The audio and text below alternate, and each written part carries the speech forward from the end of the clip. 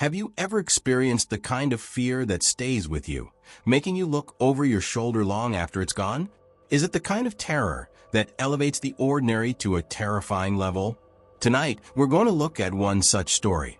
The story begins on a calm, cold Christmas Eve and concludes with a mystery that no one can explain. This is the story of Emily, a young woman with a cozy apartment and an unexpected guest who left more questions than answers. Some believe it is simply a disturbing coincidence. Others believe it is something much more terrible. But one thing is certain, you will not forget this story anytime soon. So, gather a blanket, relax, and let's venture into the snow, where a stranger awaits in the darkness. Imagine a little village nestled in a valley, its streets covered in thick, pristine snow. The streetlights cast a warm golden glow on the ice ground, echoing the faint sound of church bells in the distance. Glittering Christmas lights adorn the houses, their beautiful hues swirling in the cold air. It's the kind of hush that only a snowy Christmas Eve can provide, so profound that it feels as if the world has stopped to gather its breath. Emily sits by the window in a little apartment with a view of this peaceful town. She recently moved into this pleasant, modest space, which she is gradually transforming into her own. The modest Christmas tree she's decorating fills the room with a slight pine scent. She lightly decorates its limbs with ornaments she found at a thrift store, giving it a beautiful, handcrafted appearance. A large blanket covers Emily, and she holds a steaming mug of hot cocoa in her hands. She takes a sip, enjoying the warmth that runs through her on this cold winter night. A slight crackling from a holiday playlist plays gently in the background, blending with the muffled sound of snow falling outside. She pauses every now and again to fix an ornament before stepping back to examine her work with a proud smile. Everything feels wonderful, almost magical, the kind of evening you imagine over the holidays. However, Emily is unaware that an unexpected event will disrupt her tranquil night. Emily was placing the final ornament on her modest Christmas tree as the night became darker and the snow outside fell in beautiful waves when she heard it. A faint, almost imperceptible knock. Tap, tap, tap. She halted, her hand hovering in midair. For a second, she wondered if she had dreamed it. Maybe it was the wind. Could it have been a branch brushing against the window? But there it was again.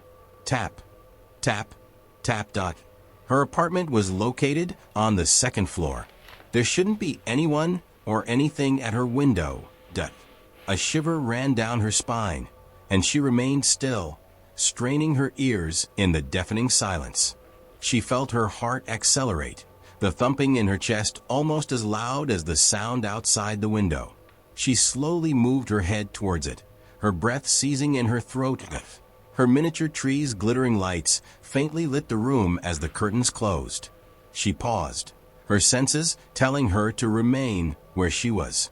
But curiosity, along with dread, pushed her to take a step forward. Her bare feet made no sound on the wooden floor as she approached the window. She stretched out with shaky fingers and slowly, but gently pulled back the curtain. And there he was. A man put his face to the glass, his lifeless, sunken eyes fixed on hers unblinking. His skin looked pale, nearly blue, as if the frost had penetrated his very bones.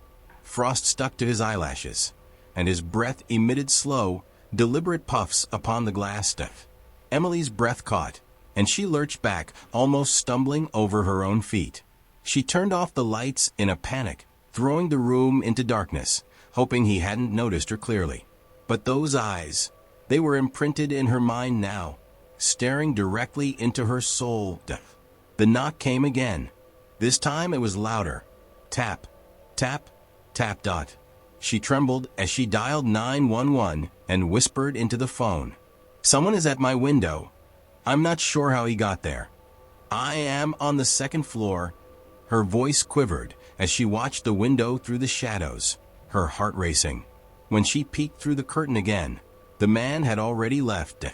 What remained were footprints in the snow that led away from her building, and on her windowsill was a small, nicely wrapped gift. She could hear the dispatcher's calm voice on the other end, but her thoughts were racing. She didn't dare to look back at the window because she was worried he was still observing her death. Minutes felt like hours, but eventually the police arrived. Emily hurried down to meet them, pulse still racing in her chest, eager to show them where the man had gone to. However, when they arrived at her flat and investigated the window, the man was nowhere to be discovered. There is no indication of him outside, no shadow, no movement. The street is empty and peaceful. The police dismissed it as a light trick or a joke.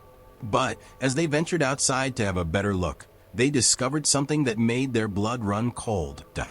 There was a trail of footsteps in the fresh snow that led away from the structure. The steps were slow, methodical, and faded away into the night. There was no indication of the man, only the creepy trails leading nowhere. And on her windowsill, neatly placed, was a small, wrapped gift. Emily's stomach turned as she glanced at it. She had no idea who left it there or why. She was certain that someone had been observing her. They were still out there. Her hands trembled as she grabbed for it, her fingers rubbing against the soft paper. The weight of the box seemed very substantial for something so small. Her pulse was racing as she gently began to tear away the wrapping, the sound of the paper crinkling too loud in the silence of the room. One final tug opened the package. She discovered an unexpected object inside the box, causing a chill to run down her spine. It was a Polaroid picture. She didn't get it right away. It was simply a photograph, nothing spectacular. But when her gaze fell on the image, her heart skipped a beat. The photograph was of her. She took the picture from outside her window. She stood precisely where she had been earlier that night, adorning her tree and sipping her cocoa, as depicted in the photo. But what's the most horrifying part? Only seconds had passed since she took the photo, her apartment's feeble light still flickering faintly in the window. This was the same window from which she had just witnessed the man. She looked at the sight, her breath seizing in her throat. How had he come so close? How did he get there without her hearing anything? The photograph was a painful reminder that she was not alone. Someone had been monitoring her, and they knew exactly where she was and what she was doing. The room seemed to shut in on her. Every creak of the floors, every shift in the shadows, caused her to jump. She needed to get out. She needed to leave. But even as she clutched the photo in her quivering hands, the question that had troubled her remained. Who was this man? And more importantly, why did he take that photograph? The coolness in the air appeared to grow stronger, and Emily's world whirled. She was not safe. And while the wind howled outside, it carried the unsettling sensation that whoever had been watching her was still out there, waiting. The next day, she packed her belongings and departed. She didn't tell anyone, including her closest friends, why she was leaving so abruptly. She simply knew she couldn't remain another night in that apartment, not after what had occurred. She looked up at her window, still covered in the same curtains, as she stepped out the door for the last time. The mystery remained unexplained, as did the man who tormented her every waking moment. Who was he? What did he want? How did he get so close without anyone noticing? The solutions to these questions would never appear. But Emily would never forget that night, or the face on the other side of the glass.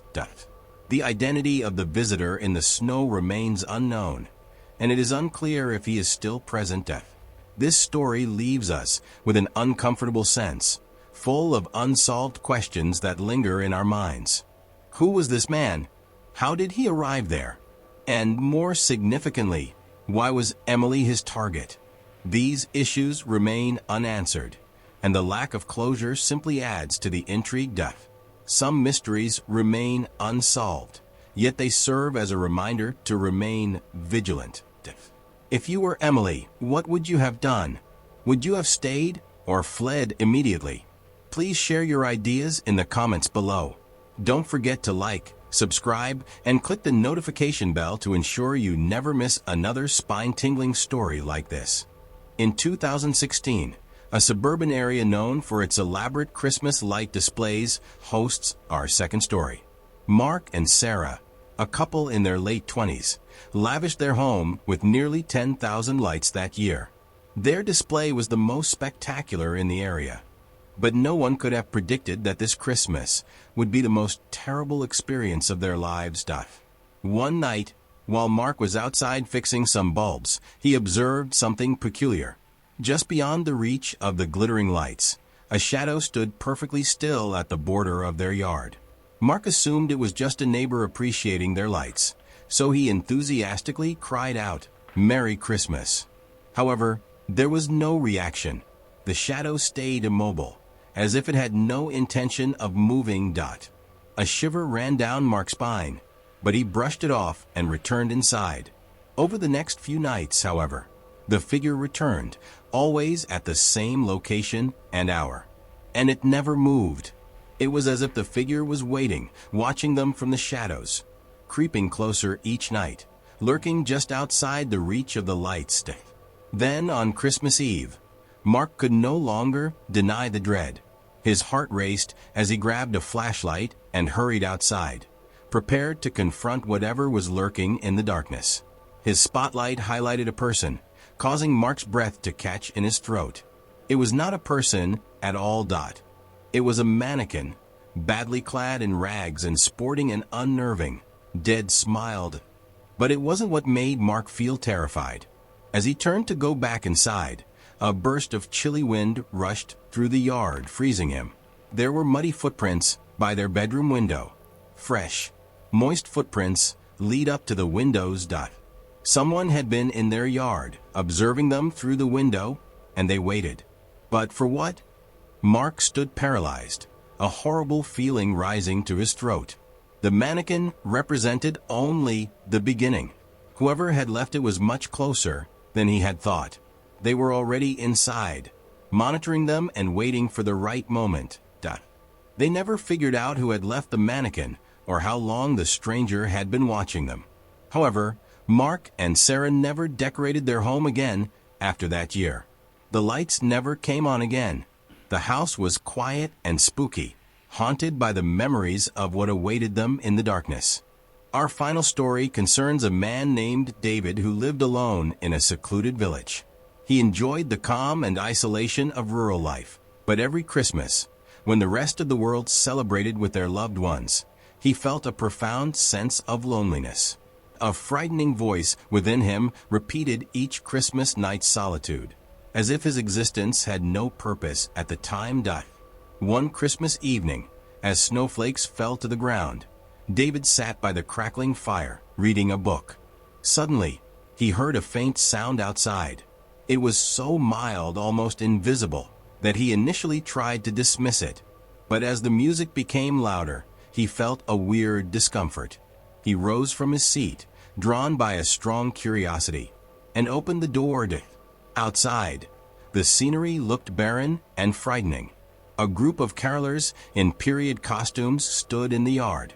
The shadows blurred their features, making their presence unsettling. They performed a haunting rendition of Silent Night, accompanied by a strange and frightening music that sent a chill down David's spine. The way they sung, as if bound to the ground, made the air around them feel thick and strange. David clapped respectfully and thanked them, but they did not reciprocate.